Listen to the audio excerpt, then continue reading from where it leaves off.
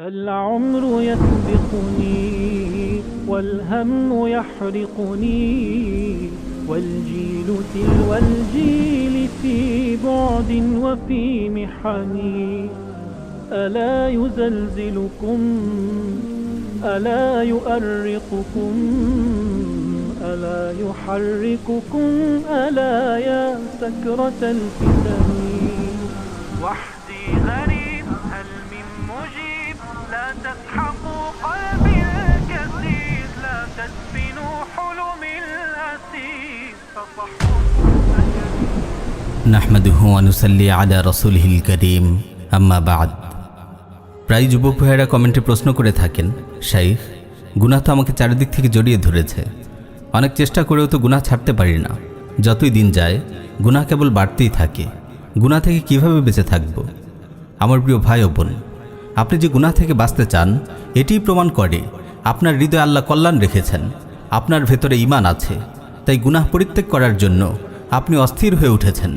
মুসনাদ আহমদে বর্ণিত একটি সহিহ হাদিস এসেছে, রাসূল সাল্লাল্লাহু আলাইহি ওয়াসাল্লাম ইরশাদ করেন, ইযা সাররাতকা হাসানাতুক ওয়া সাআতকা সাইয়্যাতুক ফাআনতা মুমিন। আপনার নেক আমল যখন আপনাকে আনন্দিত করে এবং বদ আমল যখন আপনাকে ব্যথিত করে তবেই আপনি মুমিন।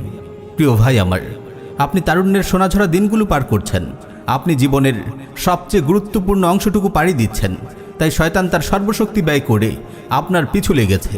সে চায় আপনার যৌবনের পবিত্রতাকে নষ্ট করতে, সে চায় আপনার জীবনকে ধ্বংস করতে, সে চায় আপনার দাম্পত্য জীবনের মধুর আয়োজনকে জ্বালিয়ে পুড়িয়ে ছারখার করে দিতে, সে চায় আপনাকে আপনার দয়াময় রবের রহমত থেকে বহু দূর নিয়ে যেতে। তাই এই সময় আপনাকে পূর্ণ সাবধান থাকতে হবে, কোমর বেঁধে শয়তানের বিরুদ্ধে যুদ্ধে ঝাঁপিয়ে পড়তে হবে। প্রিয় ভাই ও বোন, আজ আমরা গুনাহ থেকে বাঁচার কার্যকর 3টি উপায় নিয়ে আলোচনা করব ইনশাআল্লাহ। গুনাহ থেকে বেঁচে থাকার সবচেয়ে কার্যকর উপায় হলো গুনাহের উৎসমুখই বন্ধ করে দেয়া, আর গুনাহের উৎসমুখ হলো চিন্তা ভাবনা। তাই আপনার চিন্তা ভাবনাকে 24 ঘন্টা কঠোর নিয়ন্ত্রণে রাখুন। আপনার চিন্তা ভাবনায় ফিল্টার বসিয়ে দিন। আপনার মনের দরজা জানালা এমনভাবে খুলে দেবেন না যার ইচ্ছা ঢুকবে, যার ইচ্ছা বের হবে। আপনার মনকে যা ইচ্ছা ভাবতে দেবেন না। মনে রাখবেন, যত গুনাহে আপনি লিপ্ত হন তার শুরুটা আপনার চিন্তাভাবনা থেকেই শুরু হয়। প্রথমে গুনাহের চিন্তাটি আপনার মনে উদিত হয়, তারপর সেটি নিয়ে আপনি আরও ভাবতে থাকেন, তারপর একটি মোটামুটি পরিকল্পনা দাঁড় করান, তারপর গুনাহটি সম্পাদন করেন।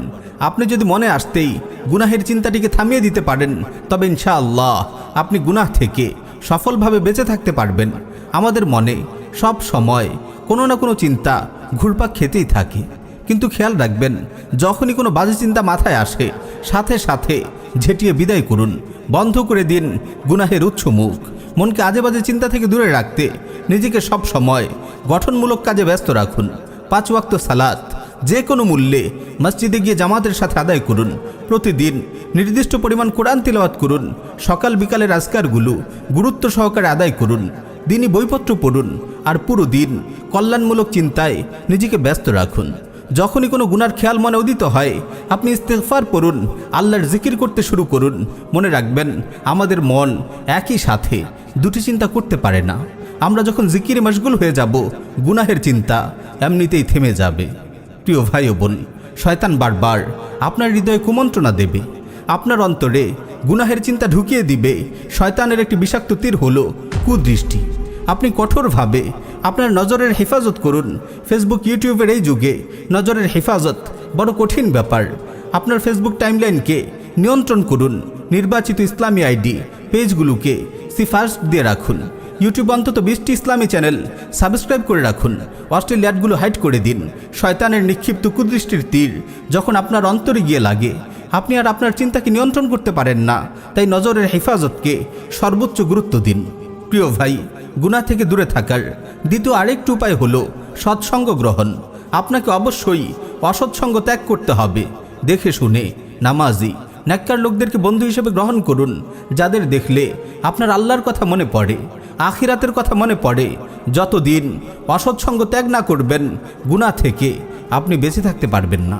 প্রিয় ভাই, গুনাহ থেকে দূরে থাকার তৃতীয় একটি উপায় হলো বিয়ে করে ফেলা। বিয়ের অভাবে যেসব গুনাহ হয়ে থাকে, বিয়ে করা ব্যতীত এসব গুনাহ থেকে বেঁচে থাকা এক প্রকার অসম্ভবই বলা যায়। তাই যে কোনো মূল্যে বিয়ে করে ফেলার চেষ্টা করুন। আমরা জানি এই কুফরি রাষ্ট্র ব্যবস্থা ও জাহিলি সমাজ আপনার জন্য বিয়েকে বড় কঠিন করে রেখেছে, তবু আপনি হাল ছাড়বেন না। সাহিহ বুখারীতে এসেছে, রাসূল সাল্লাল্লাহু আলাইহি ওয়াসাল্লাম ইরশাদ করেন, ইয়া মা'শারাশ শাবাব মান ইসতাতা'a মিনকুমুল বা'আতা ফালইয়াতাযাওয়াজ ওয়া মান লাম ইসতাতি' ফা'আলাইহি বিস-সাওম ফাইন্নাহু লাহু উজা। হে তরুণ সমাজ, তোমাদের মধ্যে যাদের সামর্থ্য আছে বিয়ে করে নাও, যাদের সামর্থ্য নেই তারা সাওম পালন করো, কারণ সাওম জৈবিক তাড়না দমন করে।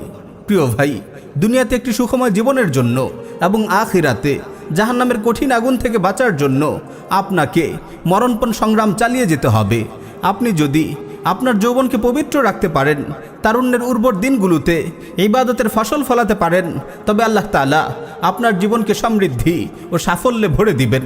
আল্লাহ আমাদের সবাইকে আমল করার তৌফিক দিন। আমিন ইয়া রাব্বাল আলামিন।